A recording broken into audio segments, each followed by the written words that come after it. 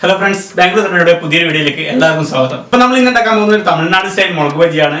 ഈ മുളക് ബജി എന്ന് പറയുന്നത് തന്നെ എല്ലാവർക്കും ഇഷ്ടപ്പെടുന്ന ഒരു ബജിയാണ് ഈ മുളക് ബജി. എല്ലാവരും ഉണ്ടാക്കാൻ ട്രൈ ചെയ്തിട്ടുണ്ടാവും. പക്ഷേ നമ്മൾ കേരളത്തിൽ നിന്ന് കർണാടകയിൽ നിന്ന് ഒരു മാറ്റം വന്ന ഒരു തമിഴ്നാട് നിന്ന് പോയാൽ അവിടെ കിട്ടുന്ന ബജി, ഈ മുളക് ബജി എന്ന് പറയുന്നത് ഒരു പ്രത്യേകതര ടേസ്റ്റാണത്.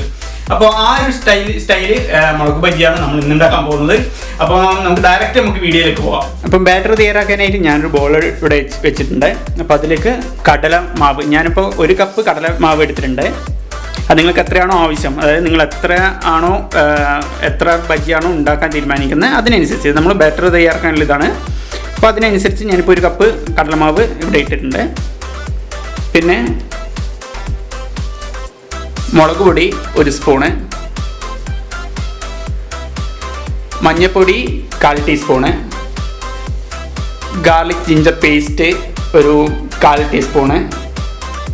ഗാർലിക് ജിഞ്ചർ പേസ്റ്റ് ആണെങ്കിൽ മാത്രം നിങ്ങൾ യൂസ് ചെയ്താൽ മതി. അല്ലാതെ അത് ചെറുതായിട്ട് അരിഞ്ഞിട്ടോ അങ്ങനെയൊന്നും യൂസ് ചെയ്യാൻ നിൽക്കരുത്. കാരണം നമ്മളിത് ഫ്രൈ ചെയ്തെടുക്കുമ്പോൾ ബാറ്ററിൻ്റെ മുകളിൽ അങ്ങനെയായിട്ട് ഉണ്ടാവും, അതിൻ്റെ ഓരോ തരിയായിട്ട് ബാറ്ററിൻ്റെ മുകളിൽ ഉണ്ടാവും. അതുകൊണ്ട് പേസ്റ്റ് ആണെങ്കിൽ മാത്രം യൂസ് ചെയ്താൽ മതി. പിന്നെ കായം 1/4 ടീസ്പൂൺ. അപ്പോൾ നമുക്കിതെല്ലാം കൂടി നന്നായിട്ടൊന്ന് മിക്സ് ചെയ്തെടുക്കാം. ആദ്യം പിന്നെ ഉപ്പ് കൂടി ചേർക്കാൻ ഞാൻ മറന്നുപോയി. ഉപ്പ് ആവശ്യത്തിന് ഉപ്പ്. ഇതൊന്ന് നന്നായിട്ട് മിക്സ് ചെയ്തെടുക്കാം.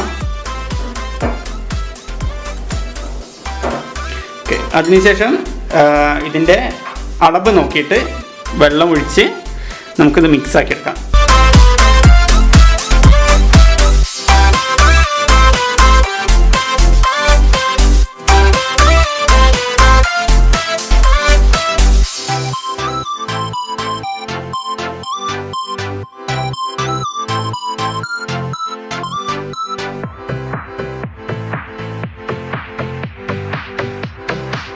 അപ്പോൾ ഇതാണ് നമ്മുടെ ബാറ്ററിൻ്റെ തിക്നെസ്. ഈ ഒരു ലെവലാണ് വേണ്ടത്. അതായത് നമ്മളൊരു ഇഡലിക്കെല്ലാം കൊടുക്കുന്ന ഇഡലി മാവിൻ്റെ ഒക്കെ ആ ഒരു രീതിയിലാണ് തിക്നെസ് വേണ്ടത്. നമ്മളെ ഈ മുളക് ഇതിൽ മുക്കിയെടുത്തു കഴിഞ്ഞാൽ അത് കറക്റ്റായിട്ട് കോട്ടിങ് വരണം. ആ ഒരു രീതിയിൽ ബാറ്റർ റെഡി ആകണം.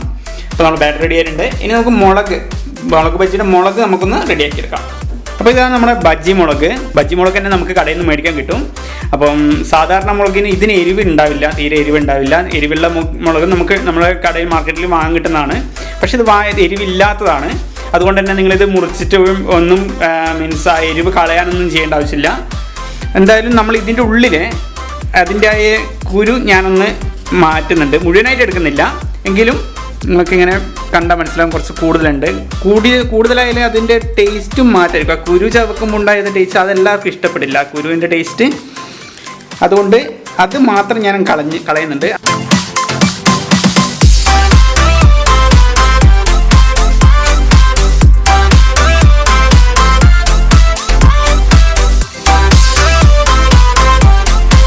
അപ്പോൾ നമ്മുടെ മുളക് ഇവിടെ റെഡി ആയിട്ടുണ്ട്. ഞാൻ ഇതിൻ്റെ ഉള്ളിലത്തെ ആ കുരു ഞാൻ കളഞ്ഞിട്ടുണ്ട്.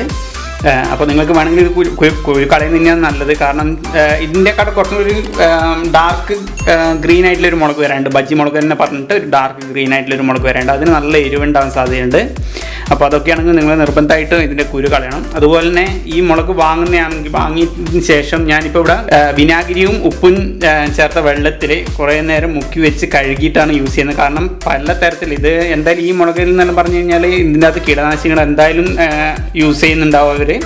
അതുകൊണ്ട് തന്നെ കുട്ടികൾക്കെല്ലാം കഴിക്കാൻ കൊടുക്കുമ്പം അത് പോകാനായിട്ട് വിനാഗിരിയും ഉപ്പും ചേർത്ത വെള്ളത്തിൻ്റെ അകത്ത് കുറേ നേരം മുക്കി വെച്ചതിന് ശേഷം നല്ല വൃത്തിയിൽ കഴുകി എടുത്തിട്ടാണ് ഈ മുളക് ഞാൻ ഇപ്പോൾ യൂസ് ചെയ്യുന്നത്.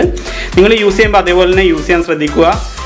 ബജ്ജി എല്ലാവർക്കും ഇഷ്ടപ്പെട്ട ഒരു സാധനമാണ്. അതുപോലെ കുട്ടികളെല്ലാം കഴിക്കുന്ന ഒരു സാധനമാണ്. അപ്പോൾ കുട്ടികൾക്ക് കൊടുക്കുമ്പോൾ ആ ഒരു കീടനാശിനിൻ്റെയോ അങ്ങനെ ഒരു വിഷാംശം ഇതിൻ്റെ അകത്ത് ഇല്ലാതെ നിൽക്കാൻ നിങ്ങൾ ശ്രദ്ധിക്കണം. അപ്പോൾ ഞാനൊരു പാൻ ഇവിടെ വെച്ചിട്ടുണ്ട്. അതിലേക്ക് നമുക്ക് ആവശ്യമായ വെളിച്ചെണ്ണ ഞാൻ ഒഴിക്കലാണ്. നമ്മൾ വെളിച്ചെണ്ണ ഒഴിക്കുമ്പം ഈ ബജ്ജി ഫ്രൈ ചെയ്യുന്ന ടൈമിൽ മുങ്ങുന്ന രീതിയിൽ, അതായത് ബജ്ജിയിൽ ഫുള്ളായിട്ട് മുങ്ങുന്ന രീതിയിൽ വെളിച്ചെണ്ണ നമുക്ക് ഇതെല്ലാം ഒഴിക്കണം. എങ്കിൽ മാത്രമേ നന്നായിട്ട് പൊന്തി വരികയുള്ളൂ. ആ ബജ്ജി നല്ല രീതിയിൽ തന്നെ പൊന്തി വരികയുള്ളൂ. അപ്പോൾ ഈ വെളിച്ചെണ്ണ നല്ലവണ്ണം ചൂടാകുന്ന വരെ നമുക്കൊന്ന് വെയിറ്റ് ചെയ്യണം.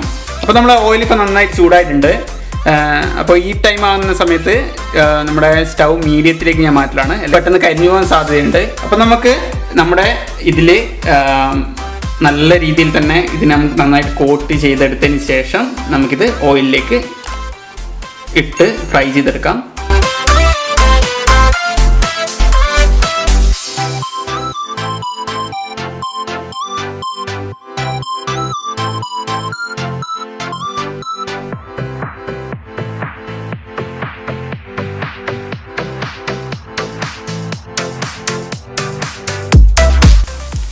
ഓക്കെ, ഇനി നമുക്കിത് രണ്ട് വശത്തും നന്നായിട്ട് വെന്ത് വരാൻ വേണ്ടിയിട്ട് ഇതൊന്ന് തിരിച്ചിടാം.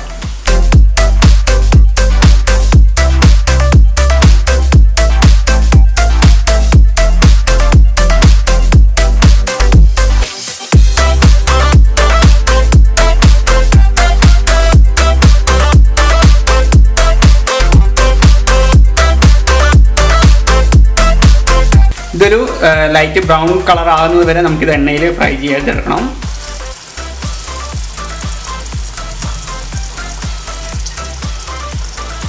ഞാനിപ്പം ഇത് സിമ്മിലേക്ക് ഇട്ടിട്ടുണ്ട്, ലോ ഫ്ലെയിമിലേക്ക് മാറ്റിയിട്ടുണ്ട്. കാരണം കൂടുതലായിട്ടുണ്ടെങ്കിൽ പെട്ടെന്ന് കരിഞ്ഞു പോവും, എണ്ണ ചൂടാകുന്നതിനനുസരിച്ച് കരിഞ്ഞു പോവും, പക്ഷെ ഉള്ളിൽ വേവാത്ത രീതിയിലാക്കി പോവും. പക്ഷെ അതുകൊണ്ട് ഞാനിത് സ്റ്റൗ ലോ ഫ്ലെയിമിലേക്ക് മാറ്റി.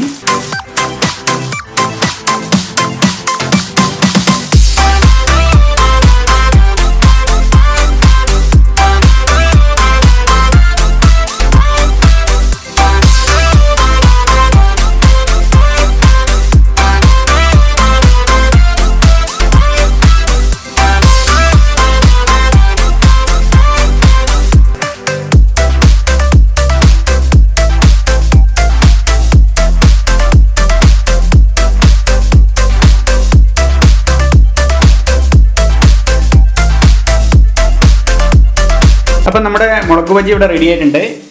എല്ലാവരും കണ്ടു കാണും, ഈസി ആയിട്ട് ഉണ്ടാക്കാൻ പറ്റുന്ന ഒരു ഡിഷാണ് മുളക് ബജി. അതുപോലെ തന്നെ എല്ലാവർക്കും ഇഷ്ടപ്പെടുന്ന തന്നെ ഒരു ഡിഷാണ്. നമ്മളെ വൈകുന്നേരത്തെ ചായക്കൊക്കെ പെട്ടെന്ന് ഉണ്ടാക്കിയിട്ട് എല്ലാവർക്കും പെട്ടെന്ന് ഇഷ്ടപ്പെടുന്നതുമായ ഒരു ഡിഷാണ്. അപ്പോൾ എല്ലാവരും വീട്ടിൽ ഉണ്ടാക്കി നോക്കുക. അതുപോലെ ഈ വീഡിയോ ഇഷ്ടപ്പെട്ട് കഴിഞ്ഞാൽ ലൈക്ക് ചെയ്യാനും അതുപോലെ ചാനൽ സബ്സ്ക്രൈബ് ചെയ്യാനും മറക്കാതിരിക്കുക. അപ്പം പുതിയൊരു ഡിഷുമായിട്ട് അടുത്ത പ്രാവശ്യം നമുക്ക്